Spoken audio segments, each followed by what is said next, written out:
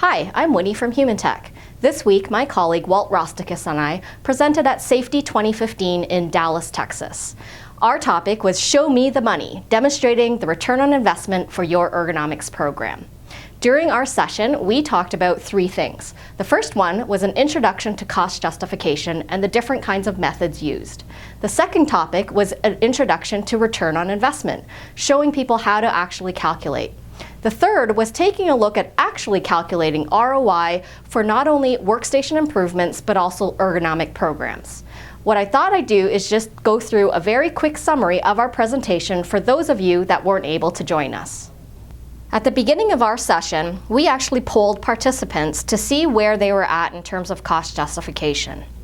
Almost everybody that was in the room said that cost justification is preferred but not mandatory at their companies, and typically only for capital projects.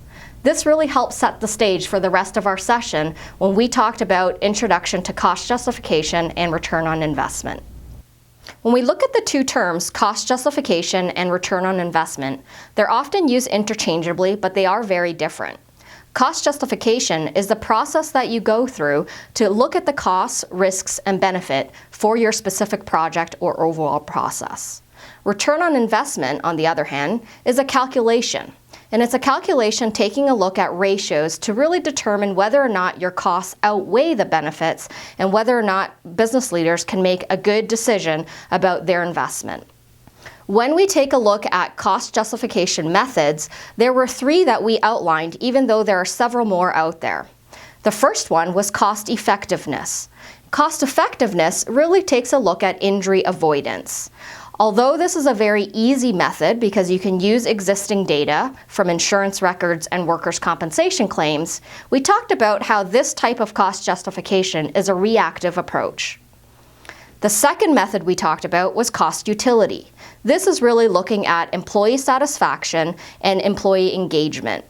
Now, although this is a very proactive method of cost justification, it is also very difficult to do because it takes a lot of time and resources for you to capture this information. The third method, which is really what we focused on during the rest of our presentation, is cost benefit.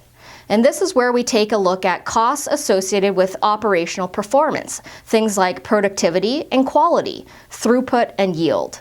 This is really the best method to go through, as it's not only relatively easy to do, it's also somewhat of a proactive approach. The second topic we talked about was return on investment. And again, this is the ratio of money gained or lost on an investment relative to the amount of money invested.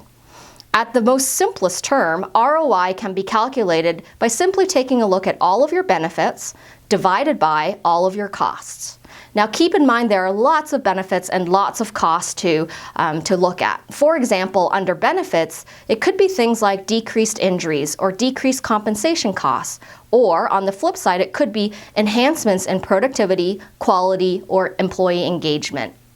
On the cost side, a lot of people know to capture things like expenses and capital improvement costs, but don't forget to take into account people's time, energy, as well as overall program costs.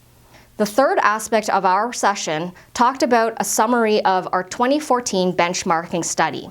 This is really where we tested the hypothesis that a return of an ergonomics program should be 2 to 3 times the investment that a company makes.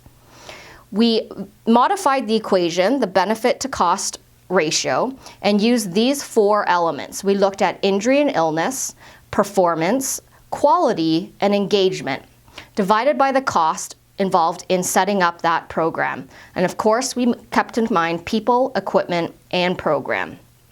What was fascinating to us from this 2014 benchmarking study was that on average, companies showed an ROI of 378%.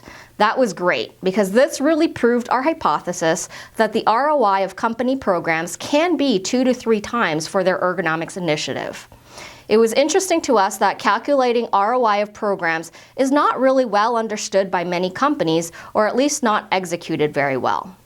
To do that, we really focused our session participants in getting them to understand that data is needed to be collected and it needs to be accessible for us to be able to calculate ROI effectively. Keep in mind that, again, you want to collect data pertaining to the investment in your program, the cost of your resources, as well as things like quality, productivity, and employee retention. Lastly, we made available an ROI white paper for those that attended our session. And for those of you not able to attend, you can download it from our website. We hope you enjoyed this quick summary of our presentation from this week's Safety 2015 in Dallas, Texas. Please contact Walt Rosticus or myself if you have any questions about our presentation. We hope to see you next year at Safety 2016 in Atlanta, Georgia.